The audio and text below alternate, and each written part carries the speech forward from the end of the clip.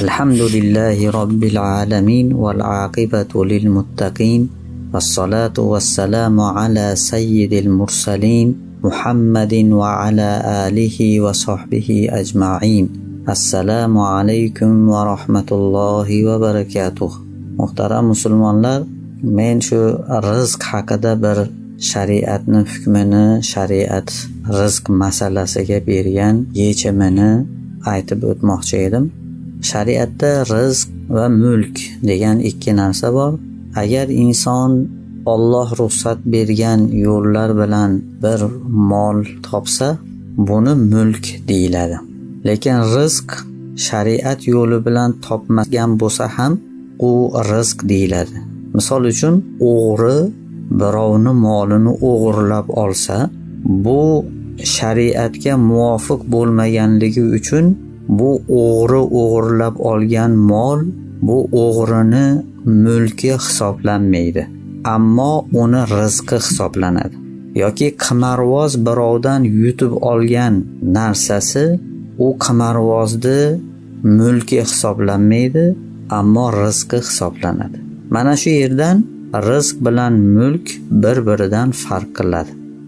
Endi rizq so'zini o'zini oladigan bo'lsak, bu arabcha so'z. Rozaqo deydi arablar, buni berdi degani. Ya'ni bir narsani bergan bo'lsa, shuni rozaqo deydi. Ato degan ma'noda. Endi rizq so'ziga oyat yoki hadislarda ta'rif berilmagan. Demak, unga shar'iy ta'rif bo'lmasa, ya'ni oyat hadisda rizqda nima ekanligini yoritib beradigan oyat yoki hadis bo'lmas ekan, demak uni biz arab tilidan olamiz.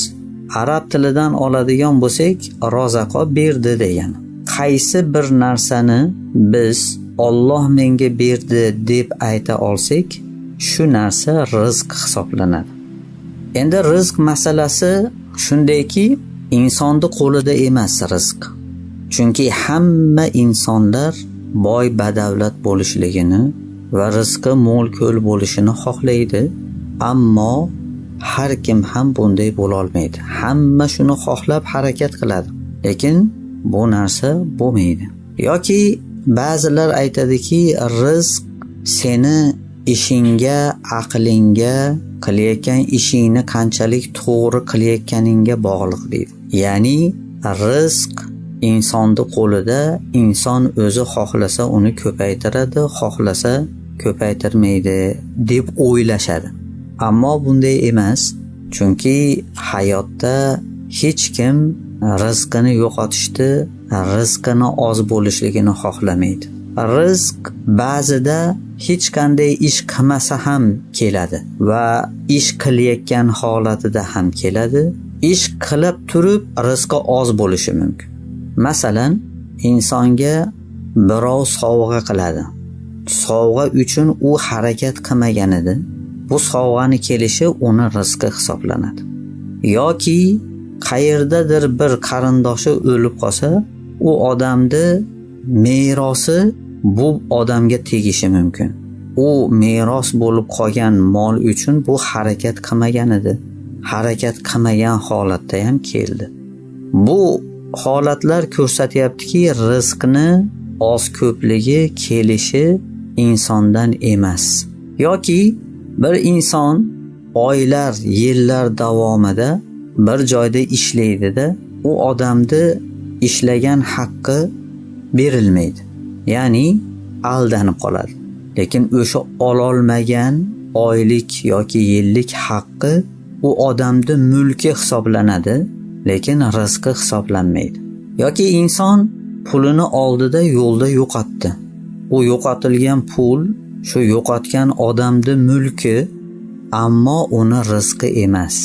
U yo'qotib qo'yishni xohlamagan edi, yoki o'sha ishlab topgan pulini hammasini olishni xohlagan edi, lekin ololmadi. Ammo bu ololmagan yoki yo'qotib qo'ygan uni haqqi bo'lib qoladi. Uni mulki bo'lib qoladi. Ammo uni rizqi hisoblanmaydi. Agar birov sizdan bir molingizni o'g'irlab olsa, uni qaytara olmasangiz, demak u sizni rizqingiz emas.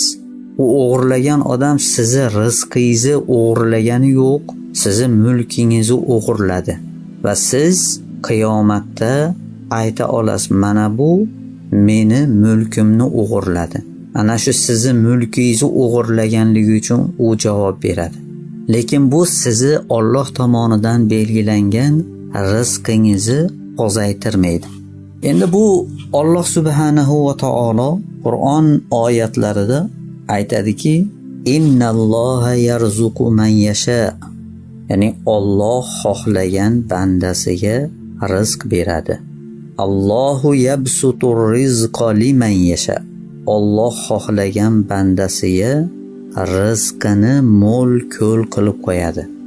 Yoki yana bir oyatda fabtaghu indallohir rizqa. Sizlar Allohdan rizqlaringni so'ranglar dedi. Umid qilinglar. Ya'ni mana bu oyatlar hammasi rizqni Allohdan ekanligi va rizqni oz ko'pligi Allohning xohishiga bog'liq ekanligini aytadi. Biz hayotdagi holatlarni ko'rib, tekshirib bildikki insondan emas ekan. Inson bir yerda rizqni xohlayapti, mana shu meni rizqim deb oladi, lekin uni yo'qotadi. Biz bilamizki, birovni rizqini birov yeya olmaydi. Hamma o'zini rizqini oladi. Demak, bu oyatga ko'ra inson bir narsani yo'qotsa, u rizqini yo'qotgani yo'q, u mulkini yo'qotdi. Xo'p, mana shundan kelib chiqadiki, rizq insonning qo'lida emas, insonning amaliga bog'liq emas. Chunki amalsiz ham rizq kelyapti. Ba'zi joyda inson amal qiladi, rizq deb o'ylagan narsasini ola olmaydi. Bundan inson amal qilmasligi kerak degan gap chiqmaydi. Alloh subhanahu va taolo insonlarni yer yuzida harakat qilishligi, ishlashligi, boshqa birovlarga manfaat keltirishi mana bunga buyurgan. Bu insonni amal qilishi, ya'ni ishlashligi uni rizqini ko'paytirib ozaytirmaydi. U amal qilayotganda o'sha qilayotgan amalini sifatli, to'g'ri bajarishligi bilan, Allohning qonunlariga rioya qilishligi bilan bu amalidan savobga ega bo'ladi, Allohning roziligiga ega bo'ladi.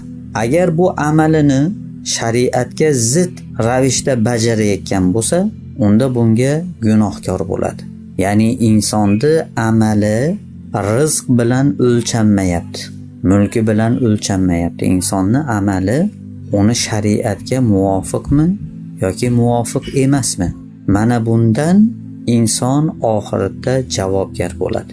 Inson bir ishni qilayotganda uni foydasini hisobga oladi. Bu to'g'ri, foydasini hisobga olishi bu shariatga zid emas. Albatta, savdo qilayotganda yoki dehqonchilik qilayotgan paytda uni hosilini taxminan mana bu ishni qilsam mana bunchaga ega bo'laman deb taxmin qilishligi, Allohdan so'rab shunga urinishligi bu shariatga muvofiq. Ammo qaysidir bir ishlar bilan shu ish bo'lmay qolsa, ko'zlagan maqsadiga erisha olmay qolsa, mana bu joyda demak meni bu rizqim emas ekan deb Allohga tavakkul qilib, Allohni bu bergan rizqiga rozi bo'lib, ozmi ko'pmi, yana shariatga muvofiq yashashligida davom etishligi to'g'ri bo'ladi va mana bu Allohning roziligiga olib boradi. Endi bu rizq masalasini Alloh subhanahu va taolo Qur'onda aytishligi va buni rizqni Allohga bog'laganligi hayotimizda ham uni to'g'riligi ko'rinib turibdi va Alloh subhanahu va taolo Qur'onda yuborganligi uchun albatta bu to'g'ri va bundan tashqari inson bu rizq masalasini to'g'ri tushunishligi bilan inson yaxshiliklarga intilishi doimiy bo'ladi. Misol uchun bugungi kunda insonlar Allohdan rizq so'rashadi, Allohdan yordam so'rashadi, rizqni Allohdan deb biladi. Ammo qilayotgan ishini qarasangiz, bir harom ish bo'lsa, shu harom ishni qilmagin desa, men bu harom ishni qilmasam deydi, och qolaman deydi. Bola chaqam och qoladi deydi. Demak, bu gapidan u kishini rizq masalasini tushunib yetmaganligi kelib chiqadi. O'zi og'zida rizq Allohdan deb turibdi, Allohdan so'rayapti, lekin Alloh man qilgan ishni qilishlikda esa buni qilmasam meni rizqim bo'lmaydi deyapti. Mana bu masala, demak inson rizq masalasini yaxshi tushunmaganligidan, bu rizq masalasini yoritib olmaganligidan kelib chiqyapti. Shuning uchun bu temada biz rizq masalasini yoritishga harakat qildik. Yana takrorlab aytmoqchimanki, insonni rizqi Allohdan, Alloh subhanahu va taolo aytdi buni. Hatto hayotda ham bu narsa ko'rinib turibdi. Qaysidir insonlar harakat qilib qo'lidagi narsani yo'qotyapti. Qaysi bir insonlar harakat qilmasdan topyapti. Ya'ni kelyapti uni rizqi. Qaysi insonlar esa harakat qilishligi bilan, amal qilishligi bilan kelyapti. Demak, bu qilayotgan amallarimiz bu holat. Ya'ni rizq mana shu bir ishni qilayotgan holatingizda kelyapti. Bu holatni rizqni oz ko'pligiga aloqasi yo'q. Go'yo tasavvur qilishingiz mumkin, go'yo siz uyda o'tirgan bo'lsangiz, sizga birov kelib bir narsani sovg'a qilsa, siz o'tirib masalan men shu yerda o'tirganligim uchun menga sovg'a qildi deb aytmaysiz. U odam kelgan paytda, sizga sovg'a qilayotgan paytda siz o'tirgan holatda edingiz. Bu holatni sizga sovg'a qilishligi, qilmasligiga umuman aloqasi yo'q. Siz sovg'ani olib kelgan paytda siz yotgan holatda bo'lishingiz mumkin, uxlayotgan holatda bo'lishingiz mumkin, yoki agarodda yer chopayotgan holatda bo'lishingiz mumkin, yoki bir narsani savdo sotiq bilan shug'ullanayotgan holatda bo'lishingiz mumkin. Sizga bu sovg'a kelyapti. Demak, bu holat Allohni insonlarga rizq berishligi insonni qaysi holatda bo'lishligiga qarab emas, inson bir ish bilan mashg'ul bo'layotganda yoki uyda yotgan holatida yoki boshqa bir holatida Alloh xohlagan paytda insonga beryapti. Ana shu Alloh berayotgan holatida, berayotgan paytda inson qaysidir bir holatda bo'lyapti. Yo ishlayotgan holatda, yoki dam olib yotgan holatida, yoki kasal holatida. Mana bu holatni rizqni oz ko'pligiga aloqasi yo'q.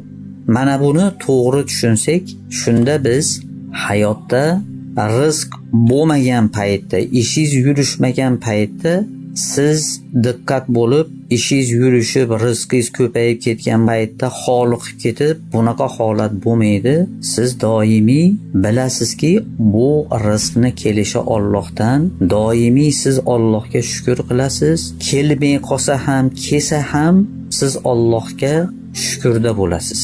Mana bu bilan savobga, oxiratda Allohning roziligiga va jannatga erishasiz.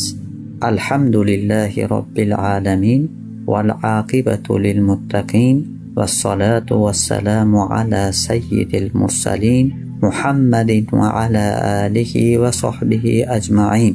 Assalomu alaykum va rahmatullohi va barakatuh.